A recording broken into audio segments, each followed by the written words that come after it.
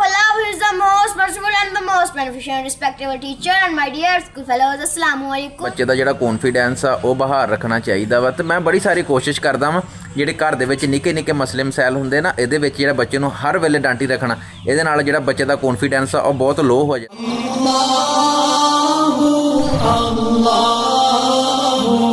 असलामुअलैकुम, असी अलहमदुलिल्लाह ठीक ठाक है। तो उम्मीद करते हैं तुसीं भी खैरियत नाल होवोगे। दुआ करते हैं कि अल्लाह पाक सानू सारिਆਂ ਨੂੰ ਆਪਣੇ ਹਿਫਜ਼ੋ ਮਾਨ 'ਚ ਰੱਖੇ। इसे दुआ ਦੇ ਨਾਲ ਸ਼ੁਰੂ ਕਰਦੇ ਹਾਂ जी ਅੱਜ ਦਾ ਵਲੌਗ। ਅੱਜ ਦੇ ਵਲੌਗ ਵਿੱਚ ਤਲਹਾ ਕੋਲੋਂ ਸੁਣਦੇ ਹਾਂ ਅਸੈਂਬਲੀ। ਤਲਹਾ ਮਾਸ਼ਾਅੱਲਾ ਮੈਟ ਦੂਸਰਾ ਪੜ੍ਹਦਾ ਵਾ, ਹਾਈ ਸਕੂਲੇ ਪੜ੍ਹਦਾ ਵਾ ਤੇ ਤਲਹਾ ਅਸੈਂਬਲੀ ਸਕੂਲ ਦੀ ਕਰਵਾਉਂਦਾ। ਤਲਹਾ 5ਵੀਂ ਕਲਾਸ ਦੇ ਵਿੱਚ ਤੇ ਮਾਸ਼ਾਅੱਲਾ ਨਾ ਮੇਰੇ ਪੁੱਤਰ ਦਾ ਕੌਨਫੀਡੈਂਸ ਜਿਹੜਾ ਵਾ ਉਹ ਕਾਫੀ ਅੱਛਾ ਵਾ। ਤੇ ਮੈਨੂੰ ਮੈਂ ਗਿਆ ਸੀ ਸਕੂਲ ਤੇ ਬਾਬਾ ਮੇਰੇ ਪੁੱਤਰ ਦੀਆਂ ਤਾਰੀਫਾਂ ਹੋਣ ਡਈਆਂ ਸੀ ਉੱਥੇ ਇੰਗਲਿਸ਼ ਦੇ ਵਿੱਚ ਅਸੈਂਬਲੀ ਕਰਾਉਂਦਾ ਵਾ। ਤੇ ਮੈਂ ਹਜੇ ਅਸੈਂਬਲੀ ਕਰਨ ਦਾ ਵੇਖਿਆ ਨਹੀਂਗਾ। ਮੈਂ ਕਿਸੇ ਦਿਨ ਸਕੂਲ ਵੀ ਜਾਊਂਗਾ, ਸਕੂਲੇ ਜਾ ਕੇ ਨਾ ਇਹਦੀ ਅਸੈਂਬਲੀ ਜਿਵੇਂ ਕਰਾਉਂਦਾ ਵਾ ਰਿਕਾਰਡ ਕਰਕੇ ਤੇ ਉਹਦਾ ਇਨਸ਼ਾਅੱਲਾ ਇੱਕ ਦਿਨ ਵਲੌਗ ਬਣਾਉਂਗਾ। ਤੇ ਅੱਜ ਮੈਂ ਇਹਦੇ ਕੋਲੋਂ ਘਰੇ ਹੀ ਸੁਣਦਾ ਵਾਂ, ਵੇਖਦਾ ਵਾਂ ਕਿ ਕਿੱਦਾਂ ਕਿੱਦਾਂ ਅਸੈਂਬਲੀ ਕਰਾਉਂਦਾ। ਚਲੋ ਆਪਾਂ ਸਾਰੇ ਜਣੇ ਵੇਖਦੇ ਹਾਂ। ਚੱਲ ਵੀ ਤਲਹਾ। Classes, attention!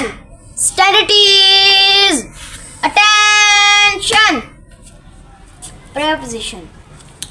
In the name of Allah, who is the most merciful and the most beneficent and respectable teacher, and my dear school fellows, assalamu alaikum and good morning. Today is Monday 2026. My name is Talha, so I invite Ahmad and Fizan for recitation and translation of the Holy Quran. So I invite Abdullah Farnat. So I invite 2 students for morning prayer. So I invite 2 students for national anthem. So I invite Ahmad for Durud Ibrahim.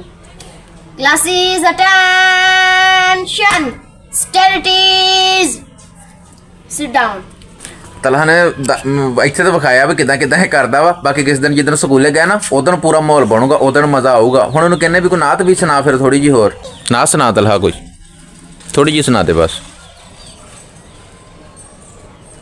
मेरी उल्फत मदीने से यूं ही नहीं, मेरे आका का रोज़ा मदीने में है।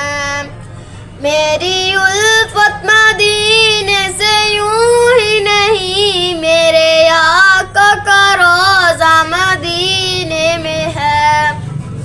मैं मदीने की जानिब न कैसे खींचूं, मेरा दीन और दुनिया मदीने में है। मेरी उल्फत मदीने से यूं ही नहीं, मेरे आका का रोज़ा मदीने में है। ਚਲੋ ਮਾਸ਼ਾਅੱਲਾ ਮਾਸ਼ਾਅੱਲਾ। ਆਵਾਜ਼ ਜਿਹੜੀ ਆ ਨਾ ਉਹ ਵਕਤ ਦੇ ਨਾਲ ਨਾਲ ਹੌਲੀ ਹੌਲੀ ਬਣ ਵੀ ਜਾਂਦੀ ਆ। ਬੱਚੇ ਦਾ ਜਿਹੜਾ ਕੌਨਫੀਡੈਂਸ ਆ ਉਹ ਬਾਹਰ ਰੱਖਣਾ ਚਾਹੀਦਾ ਵਾ। ਤੇ ਮੈਂ ਬੜੀ ਸਾਰੀ ਕੋਸ਼ਿਸ਼ ਕਰਦਾ ਵਾਂ ਜਿਹੜੇ ਘਰ ਦੇ ਵਿੱਚ ਨਿੱਕੇ ਨਿੱਕੇ ਮਸਲੇ ਮਸਾਇਲ ਹੁੰਦੇ ਨਾ, ਇਹਦੇ ਵਿੱਚ ਜਿਹੜਾ ਬੱਚੇ ਨੂੰ ਹਰ ਵੇਲੇ ਡਾਂਟੀ ਰੱਖਣਾ, ਇਹਦੇ ਨਾਲ ਜਿਹੜਾ ਬੱਚੇ ਦਾ ਕੌਨਫੀਡੈਂਸ ਆ ਉਹ ਬਹੁਤ ਲੋ ਹੋ ਜਾਂਦਾ ਵਾ। ਤੇ ਘਰ ਵਾਲਿਆਂ ਦਾ ਹੀ ਇਹ ਕੰਮ ਹੁੰਦਾ ਸਾਰਾ ਕਿ ਬੱਚੇ ਦਾ ਜਿਹੜਾ ਕੌਨਫੀਡੈਂਸ ਆ ਉਹਨੂੰ ਬਹਾਲ ਕਰਨਾ, ਯਾਨੀ ਵਧਾ ਕੇ ਰੱਖਣਾ। ਤੇ ਆਪਣੇ ਬੱਚਿਆਂ ਦਾ ਕੌਨਫੀਡੈਂਸ ਤੁਸੀਂ ਵੀ ਬਾਹਰ ਰੱਖਿਆ ਕਰੋ, ਵਧਾ ਕੇ ਰੱਖਿਆ ਕਰੋ। ਉਹ ਭਲਾ ਕਿੱਦਾਂ ਬੱਚੇ ਜਿੱਦਾਂ ਖੇਲਦੇ ਆ ਨਾ, ਤੇ ਉਹਨਾਂ ਨੂੰ ਐਵੇਂ ਬਿਲਾ ਵਜ੍ਹਾ ਹਰ ਗੱਲ ਤੋਂ ਝਿੜਕੀ ਨਹੀਂ ਰੱਖੀਦਾ। ਜਿਹੜੇ ਨਿੱਕੇ ਨਿੱਕੇ ਕੰਮ ਘਰ ਦੇ ਬੱਚਿਆਂ ਨੂੰ ਆਪਣੀ ਮਰਜ਼ੀ ਦੇ ਨਾਲ ਕਰਨ ਦੇਣੇ ਚਾਹੀਦੇ ਆ। ਇਹਦੇ ਨਾਲ ਬੱਚਿਆਂ ਦਾ ਕੌਨਫੀਡੈਂਸ ਜਿਹੜਾ ਉਹ ਬਹਾਲ ਹੁੰਦਾ ਵਾ, ਯਾਨੀ ਵੱਧਦਾ ਵਾ। ਤੇ ਜਦੋਂ ਹਰ ਗੱਲ ਤੇ ਅਸੀਂ ਨਿਆਣਿਆਂ ਨੂੰ ਦਬਕੀ ਰੱਖੀਦਾ ਨਾ, ਕਿਸੇ ਗੱਲ ਦਾ ਨਿਆਣੇ ਨੂੰ ਜਵਾਬ ਅੱਗੋਂ ਨਹੀਂ ਦੇਣ ਦੇਈਦਾ, ਤੇ ਉਹ ਨਿਆਣੇ ਦਾ ਜਿਹੜਾ ਕੌਨਫੀਡੈਂਸ ਆ ਫਿਰ ਇਹਦੇ ਨਾਲ ਲੋ ਹੁੰਦਾ। ਜਦੋਂ ਨਿਆਣਾ ਕਿਸੇ ਗੱਲ ਦਾ ਤੁਹਾਨੂੰ ਅੱਗੋਂ ਜਵਾਬ ਦਿੰਦਾ ਵਾ ਤਾਂ ਹੰਬਲ ਨਾਲ ਸੁਣੋ। ਜੇ ਸਹੀ ਹੈਗਾ ਉਹ ਜਵਾਬ ਤੇ ਠੀਕ ਆ, ਜੇ ਗਲਤ ਆ ਤੇ ਉਹਨੂੰ ਸਮਝਾਓ ਕਿ ਪੁੱਤਰ ਇਦਾਂ ਨਹੀਂਗਾ, ਇਹ ਗੱਲ ਇਦਾਂ ਵਾ। ਇੱਦਾਂ ਨਾ ਨਿੱਕੀਆਂ ਨਿੱਕੀਆਂ ਗੱਲਾਂ ਜਿਹੜੀਆਂ ਇਹਦੇ ਨਾਲ ਬੱਚਿਆਂ ਦਾ ਕੌਨਫੀਡੈਂਸ ਜਿਹੜਾ ਉਹ ਬਹੁਤ ਬਹਾਲ ਹੁੰਦਾ। ਤੇ ਅੱਜ ਦਾ ਵਲੌਗ ਇੱਥੋਂ ਤੱਕ ਹੀ ਹੈ ਬਸ।